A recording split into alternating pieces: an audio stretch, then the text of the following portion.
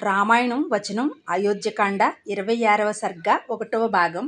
రాముడు కౌసల్యాదేవి భవనం నుండి రాజవీధుల గుండా కాలినడకన తన భవనాన్ని చేరాడు. దారిలో జనం రాముణ్ణి చూసి త్రొక్కిసలాడుకున్నారు. భద్రతా సిబ్బంది లేదు, రథం లేదు. అట్లా సాదాసీదాగా నడిచి వస్తున్న రాముని చూసి ఆశ్చర్యపోయారు. అభిషేక వ్రతాన్ని పూర్తి చేసుకుని ఎప్పుడు వస్తాడా అని సీత ఎదురు చూస్తూ ఉంది. రాజ్యాభిషేకం చేసుకుని వచ్చే భర్తకు ఎట్లా స్వాగతం పలకాలో ఆమెకు తెలుసు. అందుకోసం ఇష్టదేవతలందరినీ పూజ చేసి ముగించింది. రాముడి కోసం నిరీక్షిస్తూ ఎదురు చూడసాగింది. కైకేయి భవనంలో జరిగింది ఆమెకు తెలియదు.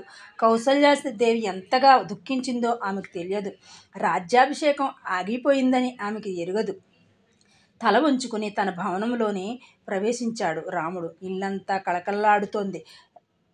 దాసజని బంధుమిత్రులతో ఇంటి నిండా సందడిగా ఉన్నారు. అవన్నీ చూసి రాముడు సిగ్గుపడిపోయాడు. దీర్ఘాలోచన చేస్తూ తల వంచుకుని బాధపడుతూ ఇంట్లోకి అడుగుపెడుతున్న భర్తను చూసి సీతాదేవి నిలువెల్లా వణికిపోయింది. కాళ్ళు చేతులు వణకసాగాయి. సీతాదేవిని చూడగానే రాముడు తొట్రుపాటు కూడా అణుచుకోలేకపోయాడు. దుఃఖం పెళ్ళు బిగిసింది. సీతాదేవి, ప్రభు, నేడు లక్ష్మీప్రదమైన పుష్యమి నక్షత్రమునందు మీ పట్టాభిషేకం జరుగుతుందని బ్రాహ్మణులు పండితులు నిర్ణయించారు కదా, మరి మీరు ఇట్లా ఉన్నారేంటి? చంద్రబింబం లాంటి మీ ముఖం, పాలనురుగు వంటి మీ చిరునవ్వులు ఏమైపోయాయి?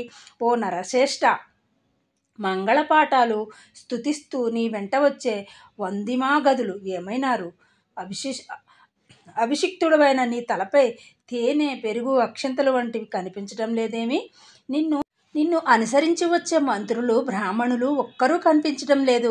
నీకంటే ముందుగా వచ్చే పర్వతంలా ఉండే నల్లని మదుపు టేనుగులు కనిపించడం లేదేమి? అభిషిక్తుడవైన నీ ముఖంలో ఎక్కడా సంతోషమే కనిపించడం లేదేంటి అని అడిగి. ఇంకా ఉంది, నెక్స్ట్ ఎపిసోడ్లో చెప్తాను. మిగిలిన స్టోరీ ఈ వేళకి సమాప్తం. సబ్స్క్రైబ్ చేయండి.